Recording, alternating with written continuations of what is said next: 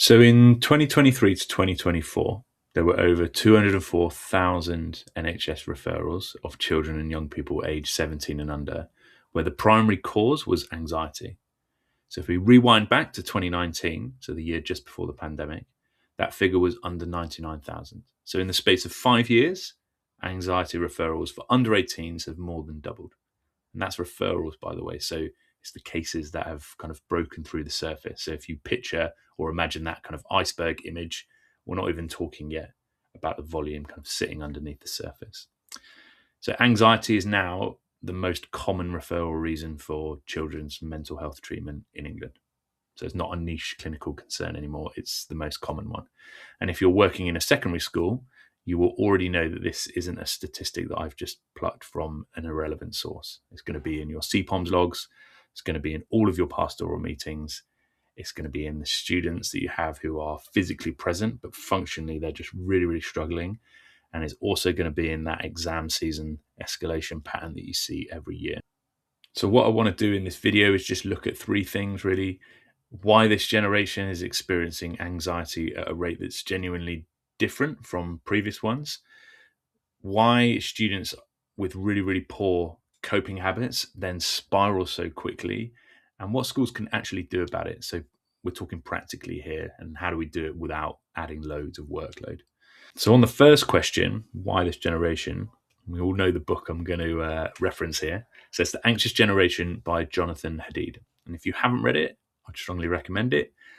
Haidt is a social psychologist, and his core argument is built around what he calls the Great Rewiring. So that's the period between roughly kind of 2010, 2015, when smartphones combined with social media and then the onslaught of optimized content and the algorithm have fundamentally changed what childhood looks like. So the effect of those things is that children born after 1995 were simultaneously overprotected in the real world and then underprotected in the virtual one. So they're given less unsupervised outdoor time, less unstructured play, less independence to kind of manage risk and navigate all the social difficulties that happen in the real person or in that real world scenario. And then on this side, they're also handed advice that gives them access to everything online all the time with very few or no boundaries for what they're encountering or kind of looking at. So that combination, this is what Haidt argues, has driven a measurable surge in anxiety and depression. And that surge tracks with the timing of smartphones coming in almost exactly. So it's not just about screen time as a distraction. Haidt has got kind of four specific harms that he identifies. So it's social deprivation. So that is the replacement of in-person connection with online interaction because it's structurally different. And so it's got significantly less developmentally fulfilling or kind of nourishing effects. Sleep disruption, so that's sleep loss that is driven by device use, which we know has a direct impact on our emotional regulation. Attention fragmentation, so that's the constant kind of dopamine optimized notification cycles which we have that reduces our capacity for sustained or longer thought. And then also you've got the erosion of the kind of sense of meaning and identity that has been used or built through physical engagement in the world. So it's now just replaced by curated and comparative digital environments. And so they're all quite big structural changes to how a whole generation has developed, and they have consequences for what we see in schools in our referral data. Now, anxiety in and of itself is not the problem. So anxiety is a normal functioning human state. So it exists to show us that there's some threat, or it sharpens our attention, or it prepares our body to respond. And the brain generates it automatically. So if we don't have that state, that'd be a bit of a problem. What determines whether anxiety remains manageable or spirals into something more disruptive is not the anxiety itself, it's what happens next. So it's whether the student, in this case, has any capacity to interpret what they're experiencing and then engage with it, or whether their only available response is to try and suppress it or escape it. And so This is where poor coping habits really compound the problem in a very specific way. When anxiety kind of arises and the habitual response is avoidance, so distraction, suppression, reach for the phone, the anxiety doesn't reduce. And this is one of the most consistent findings in clinical psychology. Avoidance will provide some short term relief, but it comes with medium term amplification or getting larger. So the thing that you avoided, in essence, becomes slightly more threatening every time you avoid it, because each avoidance confirms to the brain that the threat is real and I couldn't face it, or we couldn't face it. So the anxiety grows. And so the next time it arises, the student avoids it again. Now they're avoiding it from just a very slightly higher baseline.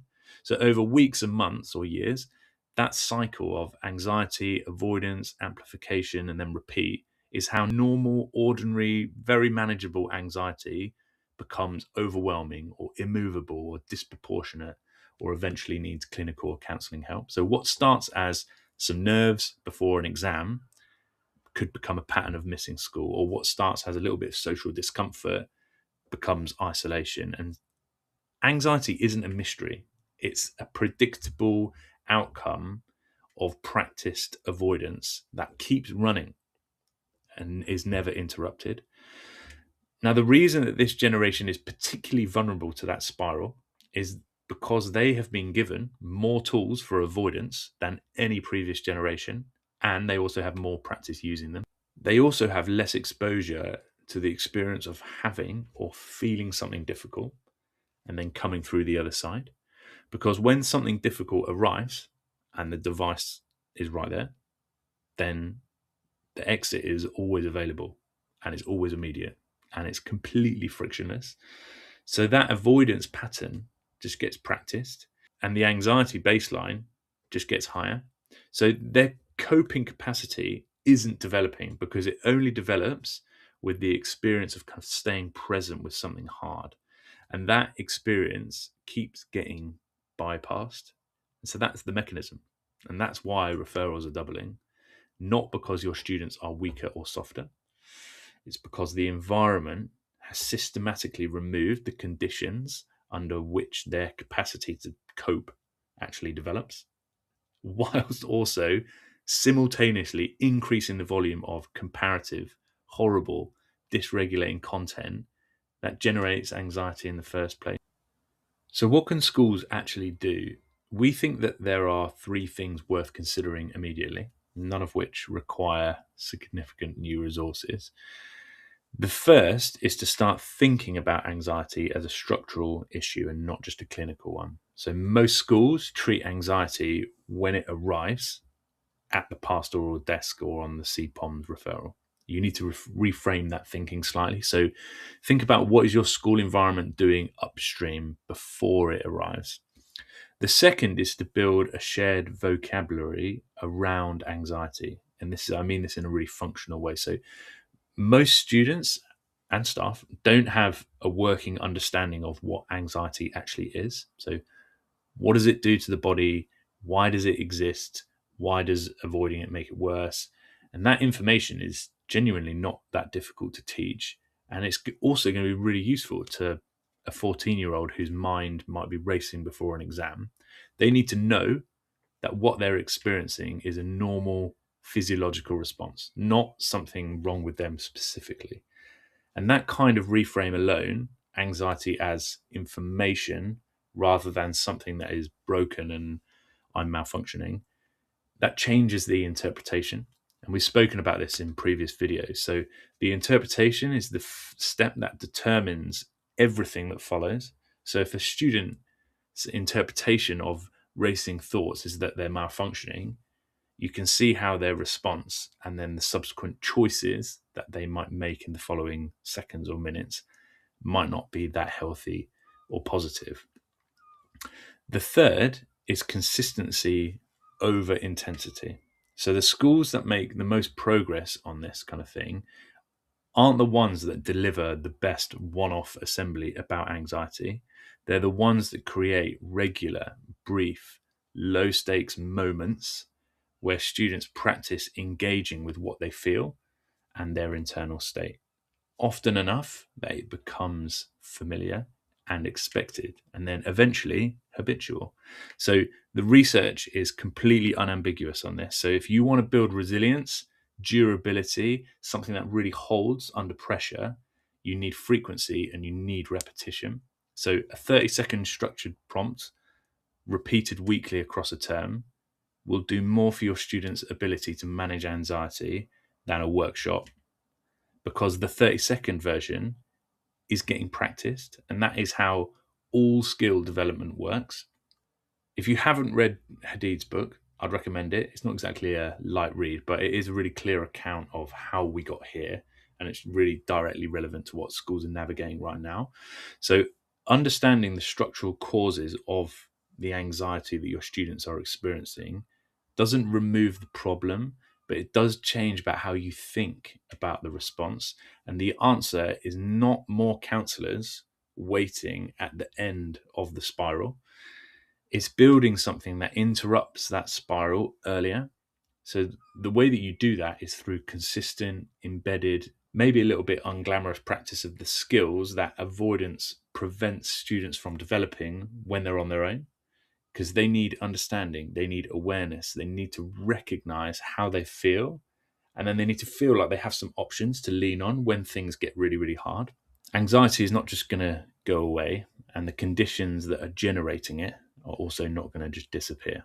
But your students' capacity to interpret it accurately and respond to it effectively is something that can be taught, it can be built, and it can be made habitual if schools decide to approach it with the same developmental kind of teaching logic that they apply to every other skill that they teach.